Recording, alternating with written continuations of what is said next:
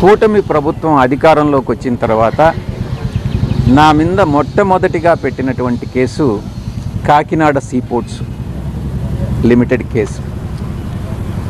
నేను ఒక్కటే చెప్తా ఉన్నా, ఇంతవరకు నా మీద లుకౌట్ నోటీస్ ఇచ్చారు, నన్ను అక్యూజ్డ్ నెంబర్ 2గా చేశారు. నేను గతంలో కూడా ఈడీ ముందు ఇంతవరకు నన్ను సిఐడి పిలవలేదు. ఈడీ వాళ్ళు పిలిచినప్పుడు నేను ఒక్కటే చెప్పాను, ఆ వెంకటేశ్వర స్వామి సాక్షిగా కేవీ రావు అనేటటువంటి వ్యక్తి ఏదైనా ఒక సోషల్ ఫంక్షన్లో కలిస్తే నమస్తే నమస్తే అని చెప్పడమే కానీ ఆయనతో నాకు ఎటువంటి సన్నిహిత సంబంధాలు కానీ వ్యాపార లావాదేవీలు కానీ లేవు. నా మీద చేసినటువంటి ఆరోపణలన్నీ తప్పు అన్నటువంటిది చాలా స్పష్టంగా చెప్పడం జరిగింది.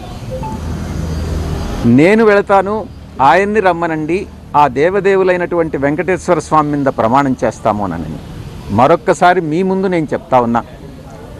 కేవీ రావు గారు చెప్పేది నిజంగానైతే ఆయన పిల్లల మీద ప్రమాణం చేసి చెప్పమని చెప్పండి. నేను చెప్పేది, నేను నిజంగా విక్రాంత్ రెడ్డిని ఆయన దగ్గరికి పంపించాను అని అన్నటువంటి విషయం నేను నా పిల్లల మీద ప్రమాణం చేసి నేను చెప్తా. నాకు కాకినాడ సీపోర్ట్ విషయంగా ఆ ట్రాన్సాక్షన్ గురించి ఏ రోజు నాకు ఎవ్వరూ చెప్పలేదు, నాకు తెలియదు. కేసు పెట్టిన తర్వాత పూర్తిగా వివరాలన్నీ సేకరించిన తర్వాత అప్పుడే నాకు కాకినాడ సీపోర్ట్ అరబిందో వాళ్ళు అక్వైర్ చేశారు, 42% ఏదో అక్వైర్ చేశారు అన్నటువంటి విషయం తెలిసింది. చెప్పేది పూర్తిగా వినండి. విక్రాంత్ రెడ్డి అనే అతను నాకున్న పరిచయం చాలా కొద్ది. పిల్లవాడు,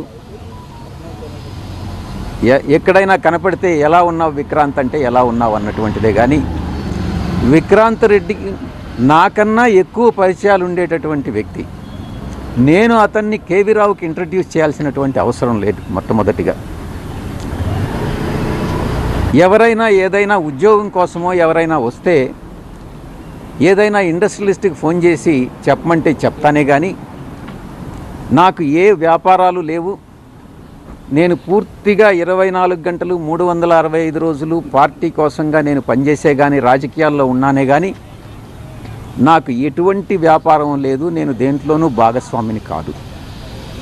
మరొక ముఖ్యమైనటువంటి విషయం, కొన్ని పత్రికలు కానీ కొన్ని ఛానల్స్ కానీ నేను చూస్తూ ఉన్నాను నిన్నటి నుంచి, ఈ కాకినాడ సీపోర్టు విషయంగా ఈ యొక్క రాజీనామాకు లింక్ చేసి ఎక్కడో అది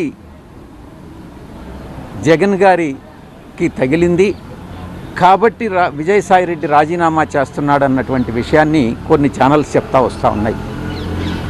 నేను ఒక్కటే చెప్తా ఉన్నా, మా వియంకుడు నా క్లాస్మేట్ బీకాంలో.